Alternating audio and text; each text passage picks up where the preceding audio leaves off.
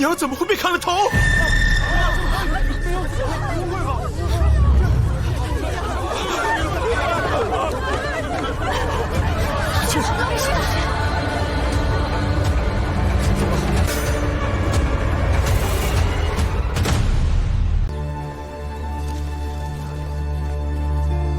孙女秦婉拜见祖母。奴婢福临拜见老夫人。夫人，母亲，这个福临是伺候九丫头的奴婢。二房去年送年礼的时候，我见过。抬起头来，你真的是九丫头吗？祖母，我真的是婉儿啊。这是父亲的印信，请祖母过目。彩荷。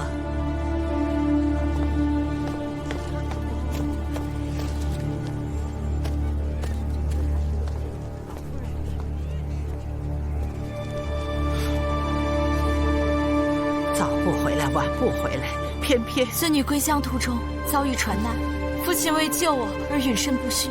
若非父亲舍命相救，孙女今日就见不到祖母了。这小娘子也太惨了。对呀。祖母，这确是二叔的私印。你说这才走了几年呢，怎么人就没了？哎呦，我这可怜的儿啊！老夫人，既然府上有事，那我们就不打扰了。这玉佩物归原主吧。告辞，告辞。哎，这，赶紧把这玉佩送回去，这婚不能退，快！我的可怜的儿啊！哪有这样当场悔婚的嘛？太不给我们秦府面子了。娘子，娘子，老夫人，我家娘子晕倒了，快请大夫呀！娘子，娘子。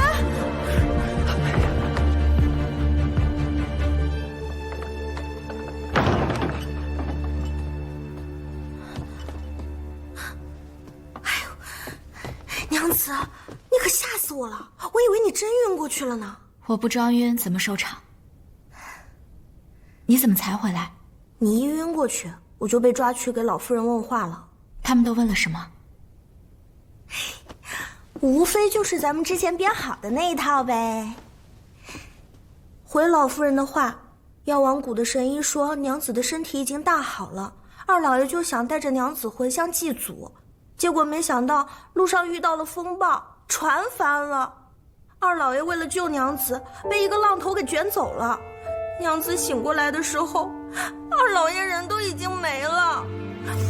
娘子没办法，只能找人帮忙就地安葬了二老爷，一路忍饥挨饿才回来的。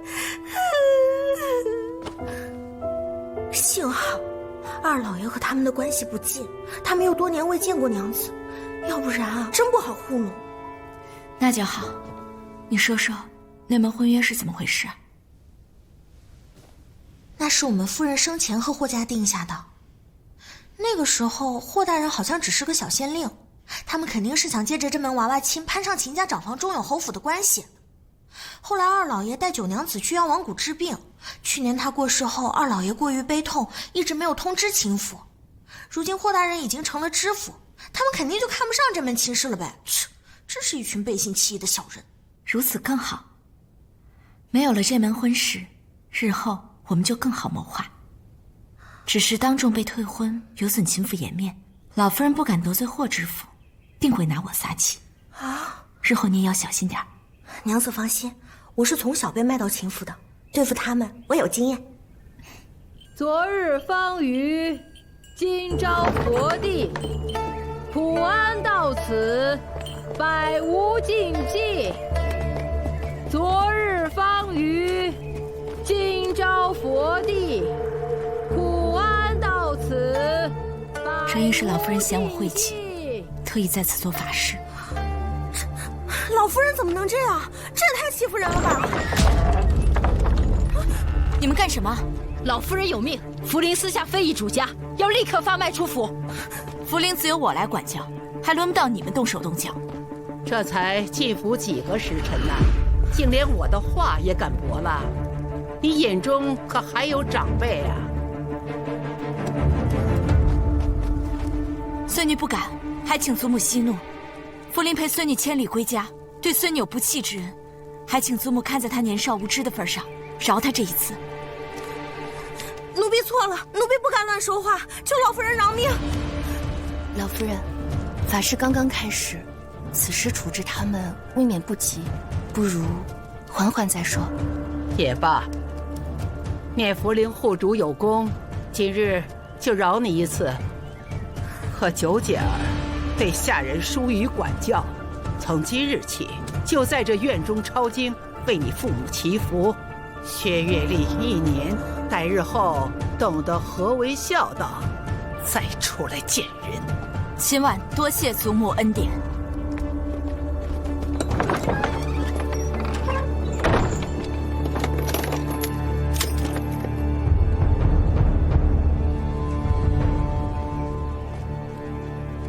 都是奴婢的错。没事，这不怪你。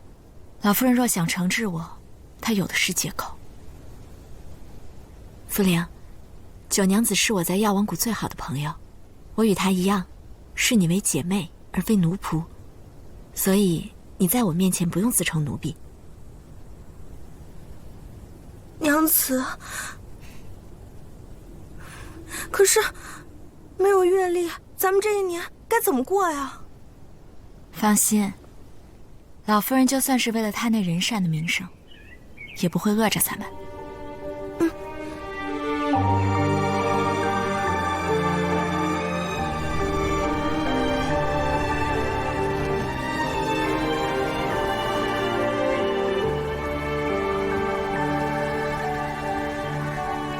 二叔，你与我爹娘都叫我不要报仇，但一日未让杀害你们的真凶伏法，我便一日不能安心苟活于世。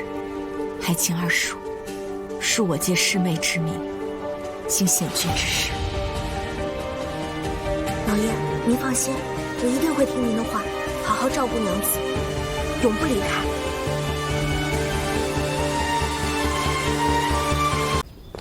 晋王在天牢里畏罪自杀，不是说没找着实证证明他杀了瑾妃吗？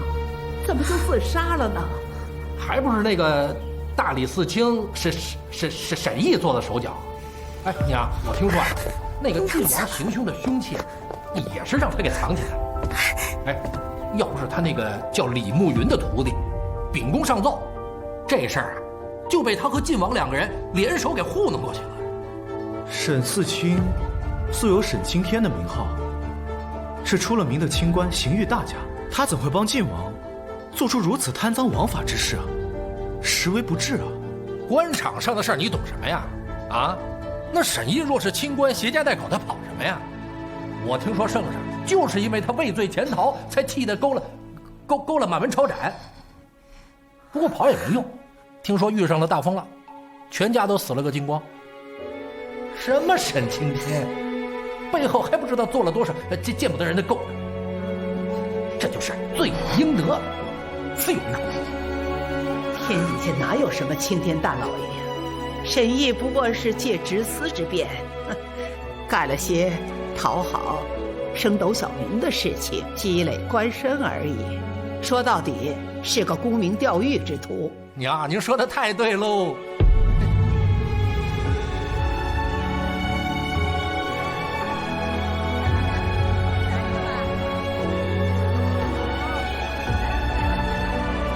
我爹绝对不会与晋王勾结，是谁陷害他？是李慕云，还是……圣上为何轻信人言？晋王为何要自杀？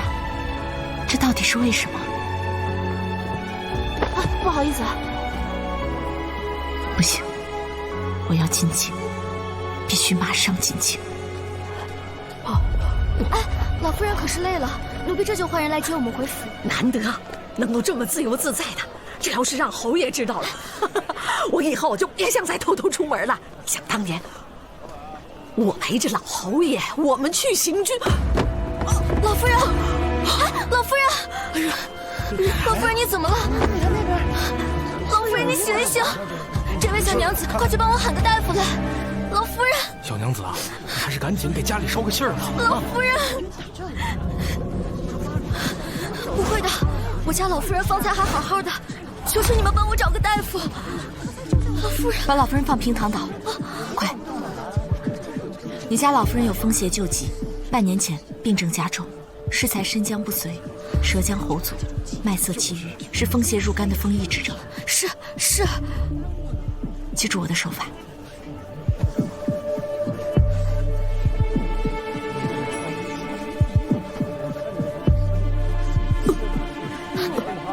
拿支笔来，继续按。按照我写的药方，1个时辰之内给老夫人煎服而下。按照我的手法继续按，若有会失针之，针灸最为有效。天黑之前，若能发一次大汗，便算躲过这一关；若不能，7日之内给老夫人准备后事吧。谢谢。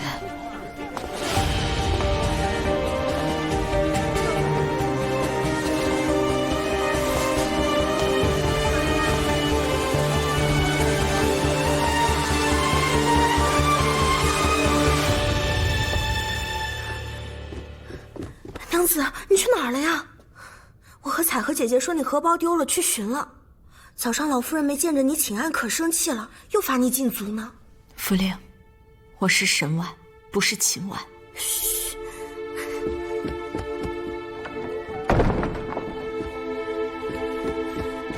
娘子，以后这话可不能乱说了。我爹没有和晋王勾结，更没有畏罪潜逃。他和我娘是被人所害，我亲眼所见的。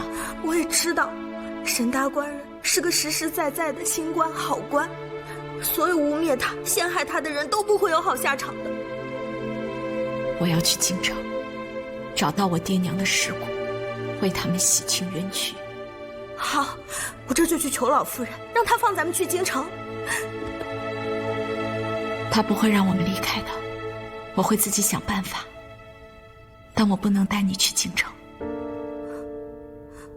我爹和晋王的案子关乎圣意，比我以为的更为凶险，你还是留在这儿比较安全。婉儿姐，自从我到药王谷，是你手把手教我怎么照顾九娘子。九娘子过世之后，也是你把我留在身边。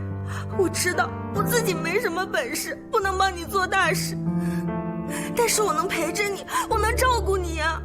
而且我在二老爷灵前发过誓的，我这辈子绝对不会离开你。你要是不带着我走，我就算自己走，也要走去京城找你。快起来。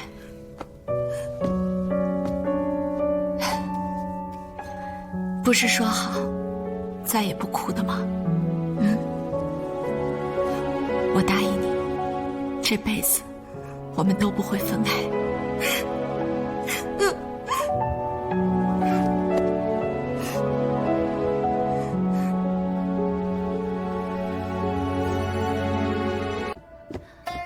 安阳侯府的永宁郡主特来拜访。哦，快请进。哎，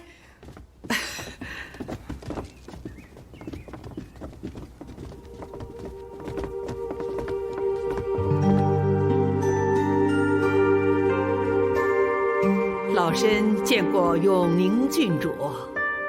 老夫人请起，不必拘礼。老夫人请坐吧。郡主请。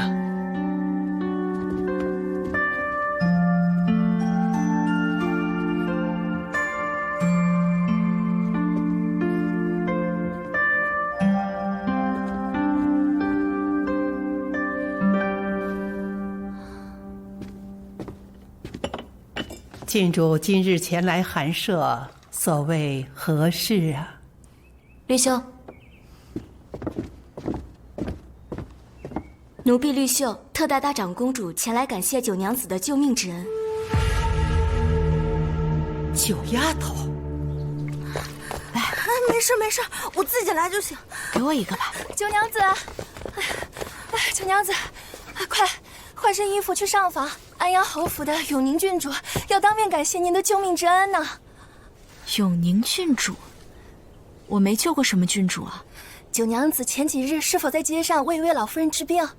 那位老夫人可是安阳侯府的老祖宗，大长公主。永宁郡主是大长公主嫡亲的孙女儿，她亲自带祖母过府拜谢呢。哎，你们两个别忙了，过来替九娘子把水桶收走。是，快！请彩荷姑娘先行一步，我一会儿就去。是。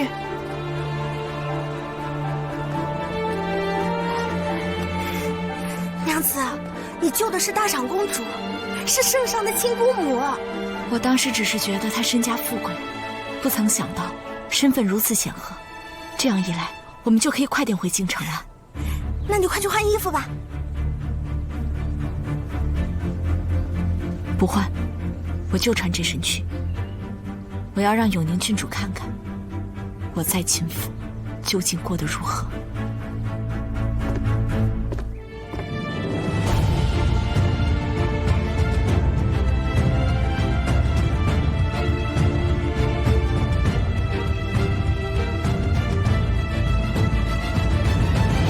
随你秦婉给祖母请安。穿得这么寒酸，真给咱们秦家丢脸。小九，为何来得这般迟啊？还不赶紧给永宁郡主请安？不必多礼。九娘子可还记得她？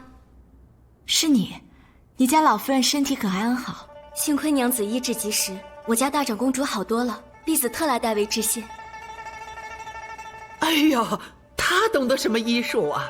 纯粹是碰巧罢了啊！哎呀，九丫头回来也不曾见你提及那日发生之事，你看，害得绿袖姑娘找了你好几天。人找对了就行。九娘子，跟我走吧，我祖母还等着你复诊呢。既然郡主亲自来请，你可要好生伺候大长公主，万不可逞强惹事啊！郡主，仙儿也想去给大长公主请个安。你去做什么？我祖母又不认识你。我……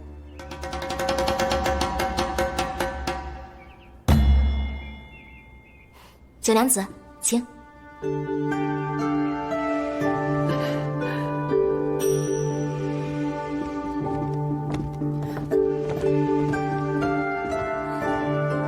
母亲，哎呀，好好好。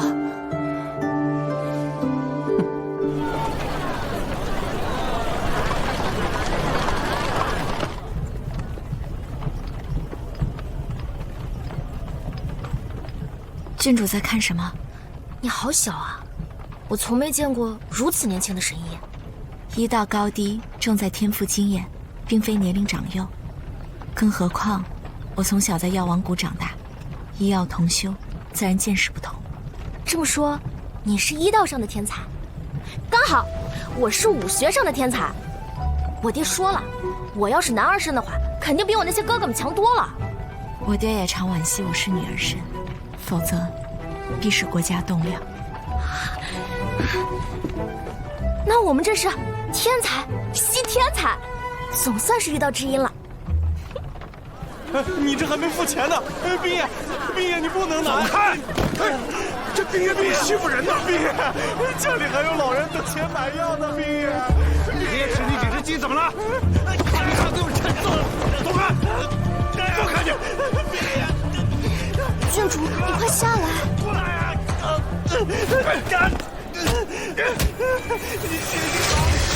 朔溪君来了！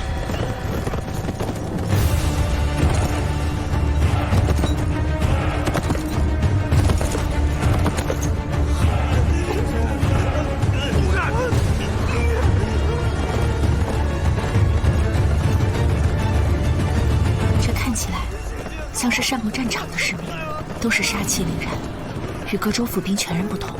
他们是朔溪军少帅的黑甲卫，少帅在朔溪浴血奋战，使戎狄闻之色变，所向披靡。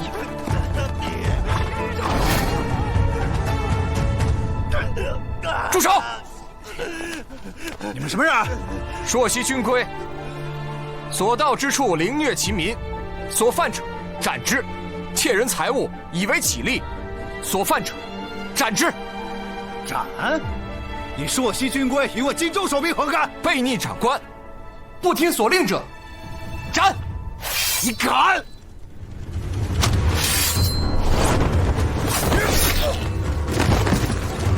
活该呀！让你欺负平民百姓！将他的尸身送给驻军守将，告诉他，自己的兵若管不好，就由我燕池替他管。是。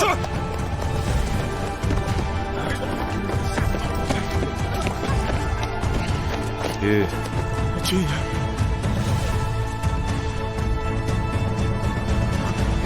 谢谢军爷，谢谢军爷。这就是朔西军少帅，我表哥，传说中的战神燕池，10岁就进军营，15岁起年年立头功，怎么样，厉害吧？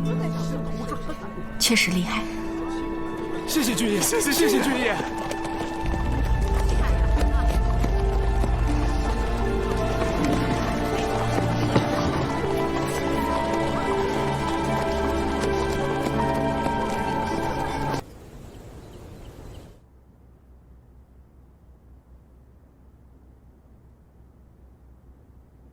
见过世子殿下。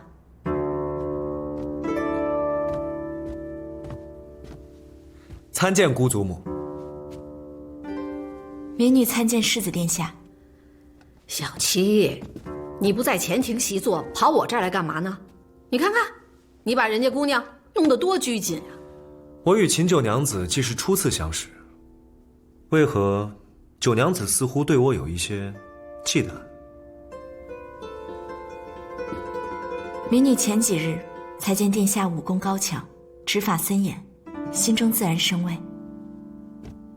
我朔西军人的凶狠，只在对敌之时，绝不伤及无辜之人。秦婉多谢朔西军保家卫国，保得身后千万家平安。哎呀呀呀，行了行了，你就去前院坐着好不好？两个在这里客套来客套去的，我累得慌。这宋家队伍还没到，我陪您坐会儿吧。哎，怎么会还没到呢？集市都过了吧？我心里都不踏实。去，到外面再看看去。去看看去。是，姑祖母。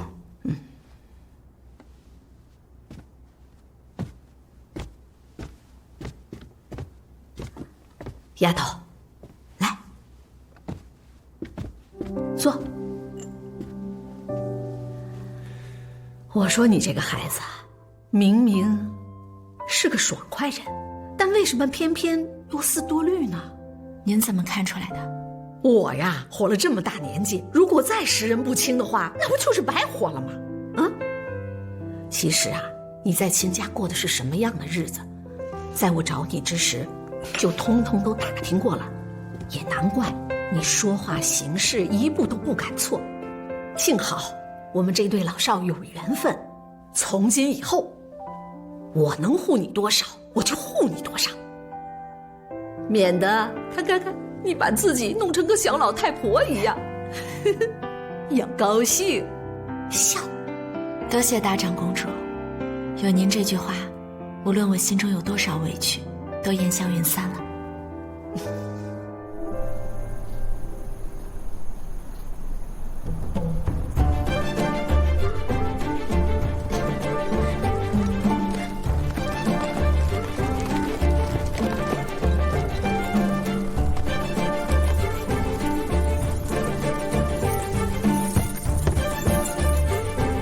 父亲，儿奉命迎亲，业已平安迎回。小侄魏延之奉宋国公之命前来送驾，已安然送到。贤侄一路舟车劳顿，辛苦了。佳儿，你也辛苦了。新娘到，吉时至，请世子爷踢轿门。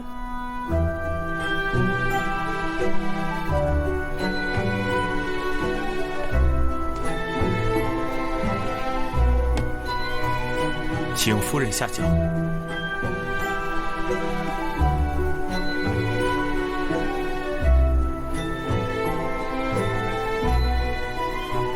请世子爷再踢轿门。日后君不惧内，妻不示弱，双双恩爱到白头。请夫人下轿。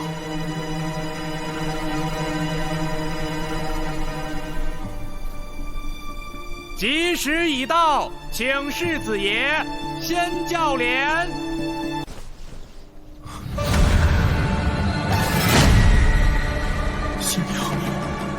新娘怎么会被砍了头？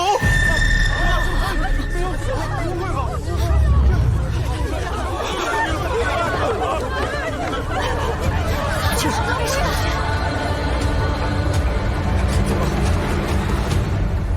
海凤，你们几个带老夫人回去休息。哎呀，快快，扶好阿娘，慢点儿。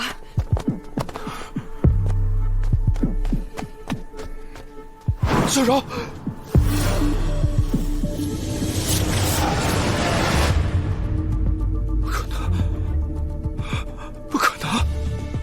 怎么会这样？我现在明明还和你说过话呢，怎么会这样？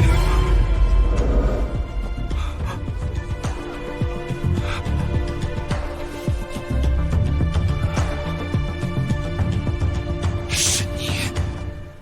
这一路上只有你一个异姓外人，是你杀了小柔！荒唐！我奉命迎亲，是给宋国公府脸面，我何曾见过新娘？娘子，快走吧。先看看，送亲的人是你，你还有脸质问我？好好的心腹死在喜轿里，你是来送亲还是来送命的？我与宋柔从小一起长大，我怎么可能会害她？一定是你岳家不满这门亲事，才会杀我妹子泄愤。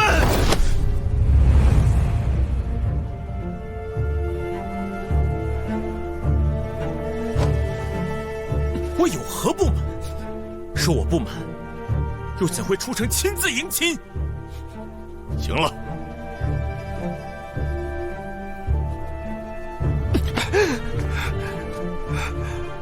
白风，命黑甲卫与安阳侯府侍卫即刻守住此处，不许任何人擅动。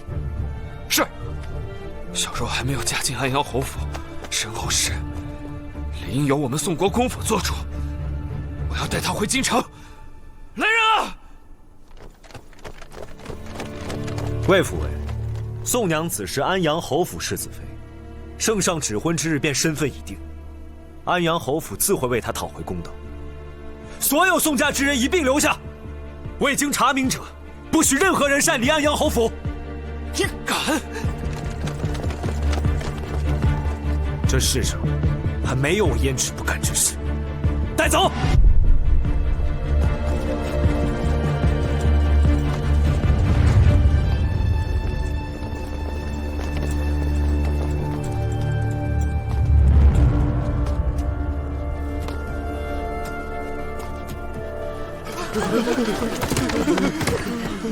心腹在宋家途中死亡，宋家之人嫌疑最大。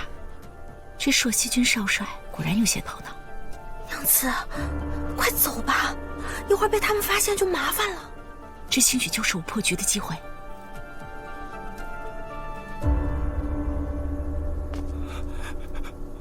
小柔，是我没用，是我保护不了你，连带你回家都不能，早知会遭此横祸，就不该强送你来呀。佳儿，先去看看你祖母，他老人家必定很担心你。父亲，我当真未曾做。我知道你是被冤枉的，在尚未洗脱嫌疑之前，为保我安阳侯府名声，委屈你在家休息几日。我要出门。父亲，到底怎么回事？客人们想走又不敢走，都在乱打听呢。你们安排车轿，送所有宾客从西门离开。据说今日突发变故，我安阳侯府改日必登门致歉。是。霍知府，心腹乃圣上钦点的世子妃，如此暴亡，着实令人心痛。此事事关两家公侯，劳烦霍知府费心，尽快查出真凶。侯爷放心，下官一定查个水落石出。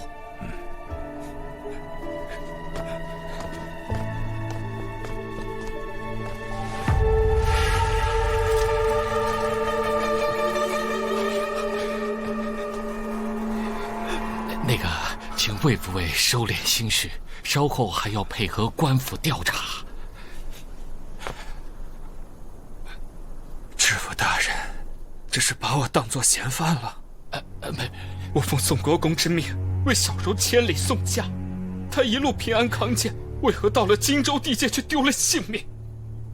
分明是那岳家有心加害，知府大人难道不应该给我一个交代吗？魏府尉误会了，下官定当秉公办理，查个水落石出。知府大人，速速盘查送嫁之人，一个不能漏掉。是。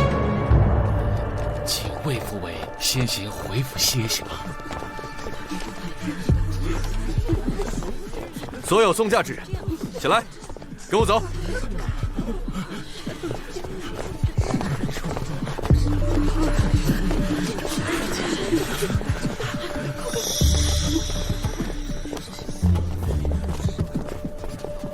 快点，快点，快点，快点！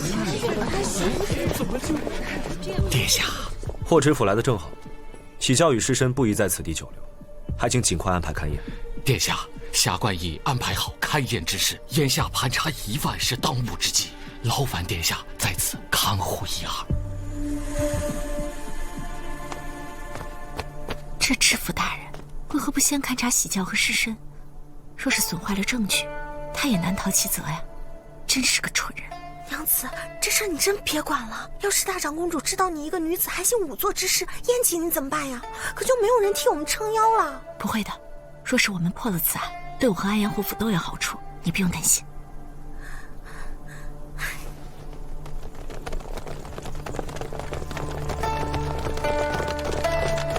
主子，大风，命黑甲卫分班巡查，凡在喜轿与围墙周围滞留、打探、偷窥者，一律驱散，但不得伤人。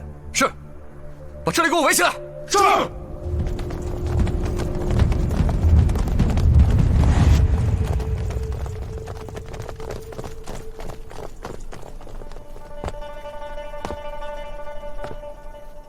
黑甲卫听令，背对喜轿。是。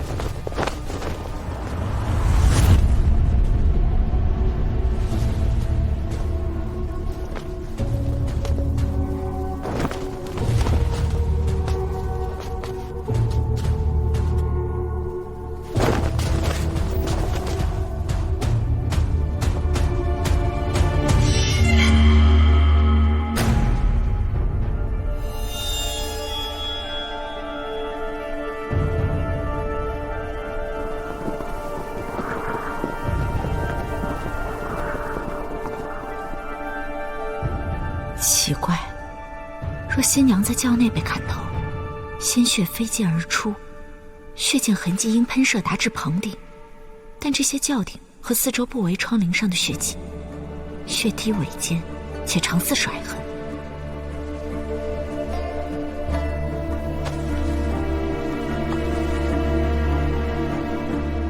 嫁衣衣领上的血迹也不对，若被砍杀，为何血量残留如此之少？只晕染领口。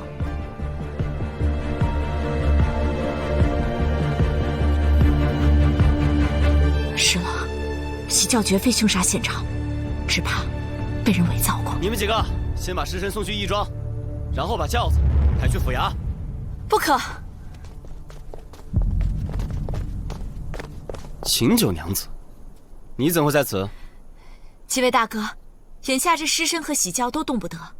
须得等勘验之后方可挪动。官府办案，你一介女流，休得聒噪，速速离开。若是未经勘验就挪动喜轿和尸身，物证难免遭到损毁，不知几位大哥可愿承担罪责？秦九娘子，你身为闺阁女子，难道就不懂得何为恭敬矜持吗？当众对官差指手画脚，就不怕被人耻笑家教？想不到霍公子竟如此熟知规训，难怪跟着知府大人习学这么久，却仍不懂勘验之重。原来知府大人是因材施教，把公子当闺女养大的。谁在笑？谁在笑？不能笑，我没笑，都闭嘴！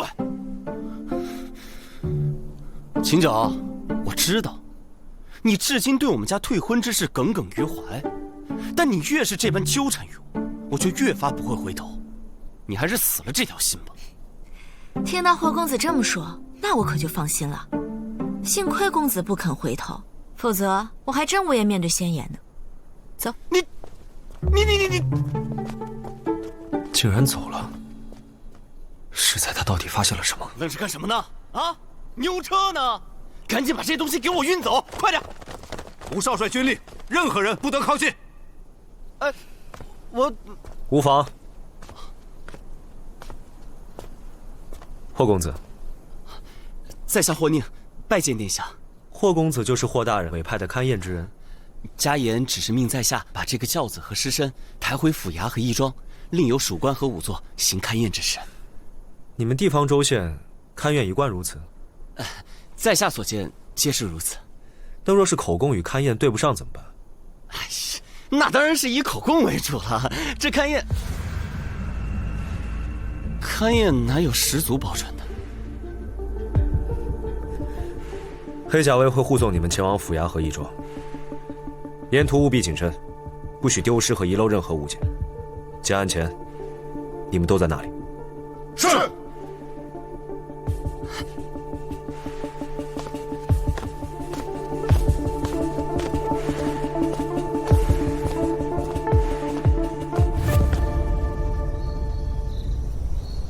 娘子，那个案子你还是别插手了。幸亏今晚那些黑甲卫没发现我们，要是把我们抓住了，发现你真实身份可怎么办呀？你既然救了大长公主，咱们可以去求她送我们到京城啊。父亲有那样的污名加身，我在京城又举目无亲，连真相都无从得知，又谈何平冤昭雪？可你有医术呀，只要咱们到京城再多救几个贵人，那不就可以？哪有那么多贵人恰巧在街头发病？自从得知父亲被污名加身，直到今日，我才明白自己该怎么做。我要让大长公主像信任我的医术般信任我的仵作之能，举荐我以刑名幕僚的身份入京。可您是女子呀，哪有请女子做幕僚的？女子又如何？我就要做这令全天下男子都自愧弗如的第一女仵作。可是，这无头新娘案牵扯的都是公侯人家，我们哪位都得罪不起。万一宋国公或霍知府对你的查验不满意，我不需要所有人都满意，刑狱之事更不可能让所有人都满意。我只需让大长公主信我即可。父亲既教会我勘验之事，我就要凭自己的本事为父母洗清冤屈，让杀害他们和秦二叔的人认罪伏法。谁能给我这个机会，我就让谁满意。我都听娘子的，你不怕，我就不怕。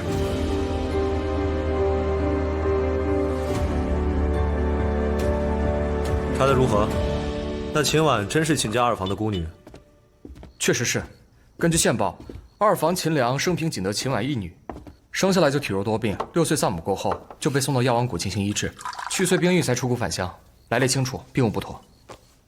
那药王谷只留平民驻谷研医，禁止泄露病患消息，咱们的钉子都楔不进去，他为何能一住10余年？说是这个秦良一生无心仕途，痴迷医道，而且经常为百姓送药义诊，坊间有如意之称，和药王孙熙又是忘年之交，好友的女儿自然是可以常住了。想不到野心勃勃的钟永侯竟然有个视金钱如粪土的弟弟。钟永侯府名义上虽未分家，但秦良与另2房走得并不近，倒是季夫人所生的秦安和钟永侯走动更多一些。那秦良呢？他的船难查得如何？从药王谷到荆州的水路可不只有一条，我们的人手都在调查沈毅的踪迹。若是重新调派人手，属下怕会影响到靖王案的进程。如今只有沈毅能够证明瑾妃并非为晋王兄所杀，我不信他那样的人能够做出畏罪潜逃的蠢事。全力追查沈毅一家下落，活要见人，死要见尸。至于这个秦婉，我亲自查。这秦九娘子可是大长公主的救命恩人，为什么要突然查她？为了用她。她若清白，定会成为我们追查晋王凶案的一大助力。但你相信，一个久居幽谷的孤女，能辗转千里，扶灵归乡，寄人篱下，却又宠辱不惊。他方才着重观察安阳侯府女尸，怕是别有用意。我要用他，就不得不防。那你到底是要用人家，还是防人家呀？你管这么多干什么？你对他有意啊？哎，别，我对这种挑尸身跟挑肉一样的女人，我可没少说。军报拿上。是。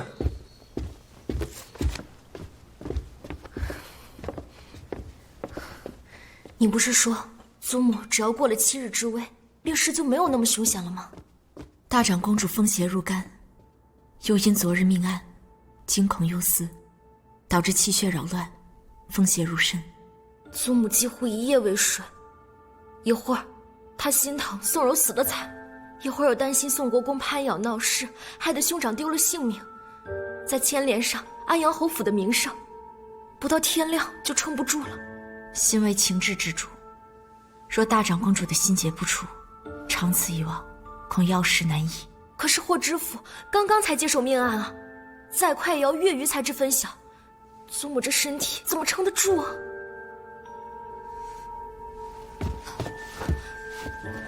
你这是做什么？快起来！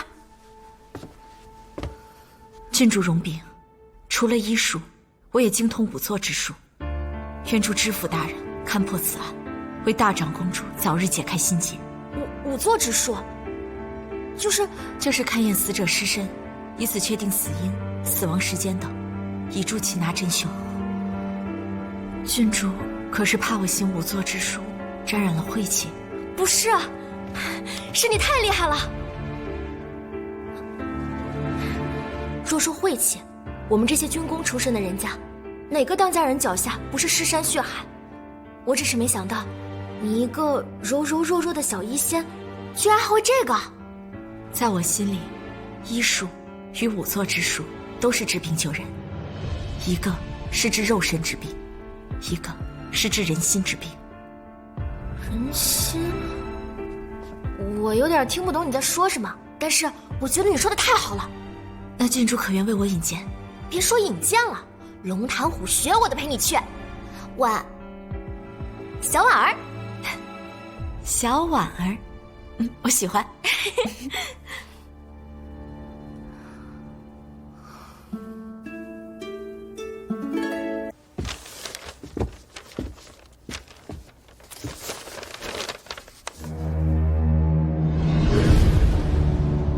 这验状上为何没有检验尸身的记录？既未找到头颅，为何就确认死者就是心腹宋柔？啊，心腹不是宋柔还会是谁？也许是宋国公不想嫁女，送来的替嫁女；也许是凶手为了扰人耳目送来的无头女尸。眼下没有任何证据表明死者就是宋国公府唯一的嫡女宋柔。宋家的魏父魏已确认了，那魏父魏又是如何确定？啊，这怎么会有差？在抓到行凶人之前，任何与死者有关的宋家人都有嫌疑，其供述皆不可信。为确认死者身份，请霍大人尽早检验尸身。常人尚不愿伤损尸身，何况死者身份尊贵，岂容仵作那等建议亵渎？仵作虽属建议，但勘验却是死生出入之全余，直往屈身之机阔。大人如此草率断案，就不怕狱情有偏，枉生冤案吗？你简直就是信口雌黄！殿下，下官为官多年，可从来没有判过冤案呢。霍知府多虑了，九娘子并非此意。民女确有此意，殿下不必为我遮掩。行狱之事，岂容闺阁女子妄言？九娘子，请自重啊！刑律先贤曾有云：狱情之事，多起于发端之差。审议大人曾在大理寺校正洗冤录中引用诸多实录，验证了勘验之中。如今尚未确认死者身份，大人就要草草推断吗？审议那可是轻犯，早被判定满门抄斩。你把这种不忠不义之人设为典范，未免太过不智了吧？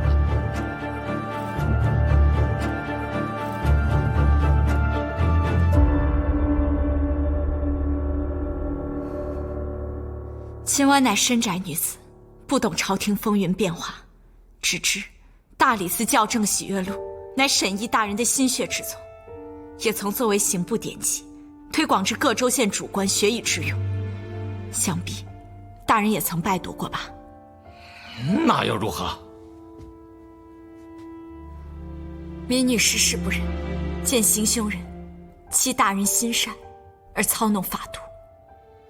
若大人不怪民女僭越，民女愿助大人查清死者死因，以安民心。你真的能行吗？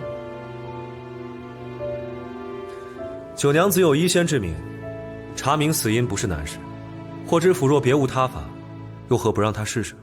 义庄正好有一桩命案，可以让他去试一试。倘若他真的能行，我便让他去查兴复案。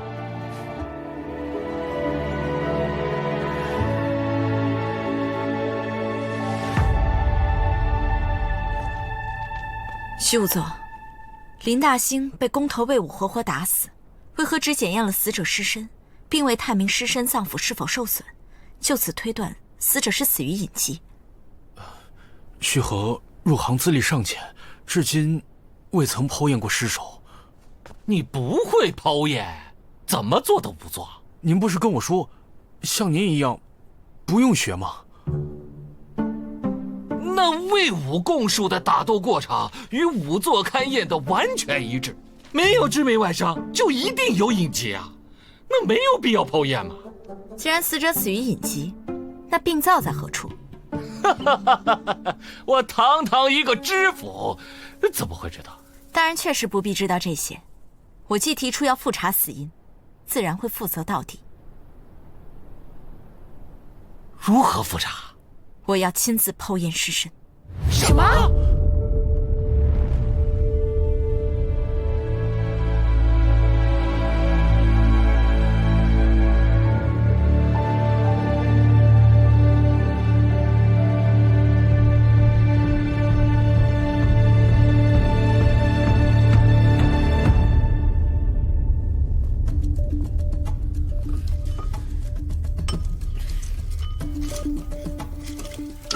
弄这些是做什么用啊？服下香丸和苍术水，是为了去除尸臭，防中尸毒。点燃干松是为了避讳。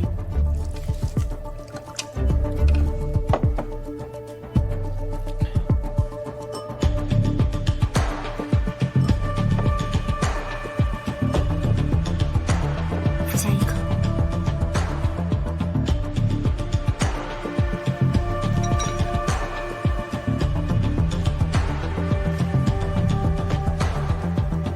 护手不可有不妥。此物不隔水，剖验之时，多半会被尸水伤了手。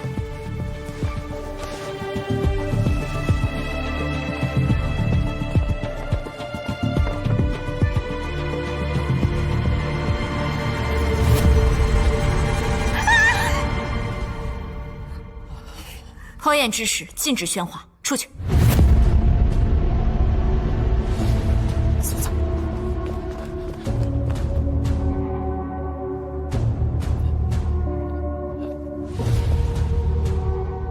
闲杂人等退后。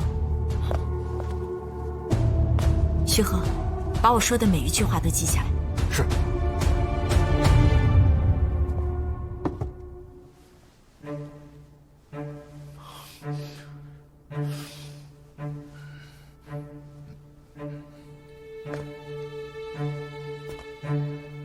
记：死者林大兴，男，身长约5尺6寸。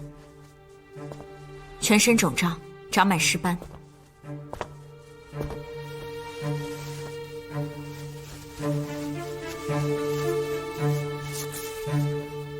头发脱落，双目突出，唇口微张，唇齿间有黑褐色血块。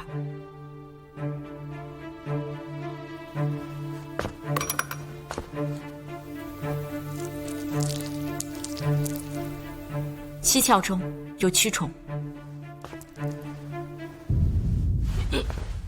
因死于暑月，大约5日左右。伤损处血印分明，左侧胸口有圆形青黑色血印，初检时未做记录。记。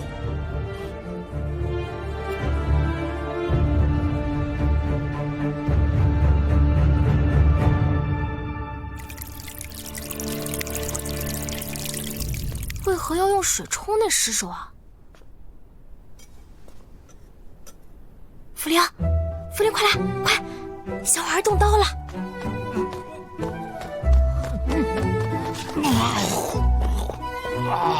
花大人，仙九真的把尸首的肚子剖开了，肚子里什么样啊？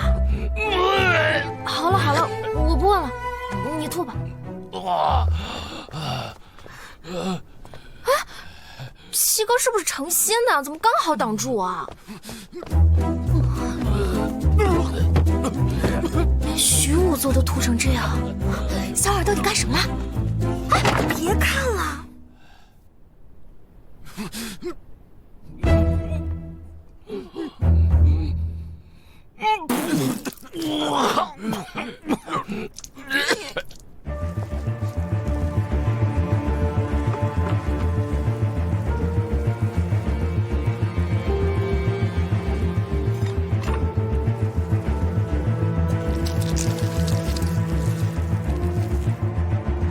现在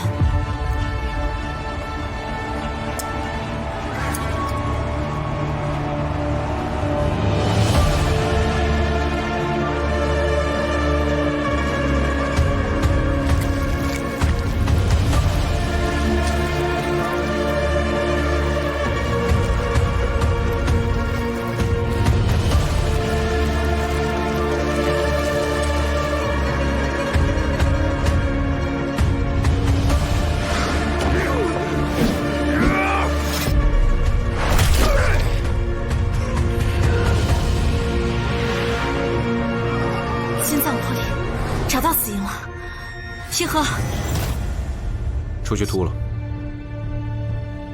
世子殿下在这多久了？一直在。完了，方才他一直在试探我吗？是不是已经怀疑我了？方才怎会随手就帮他擦了汗呢？他不会误会吧？世子殿下，我擅仵作之事，不便被别人知道，还请殿下为我保密。好。母亲，母亲，您再用些吧。是啊，祖母，你再用些。宋柔，可有消息？霍知府正在查呢。祖母，小婉儿说您现在最忌操心受累了。可有？母亲，您先安心养病吧。你叫我如何安心养病？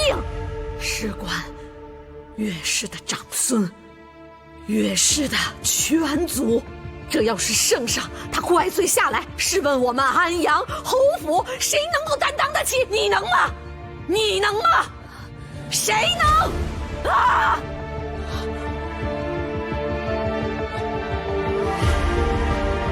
母亲，母亲，祖母，母亲，祖母，你醒醒，母亲。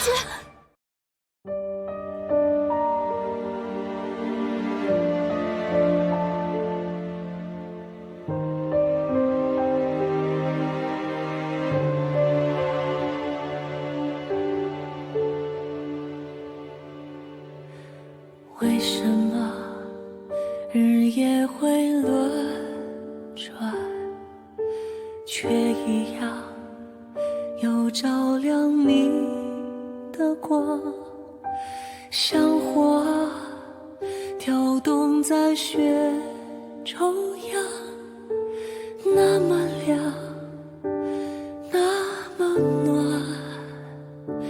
若已尘埃跌入阴霾，风雪刺我一身洁白。若已深爱，刻入心。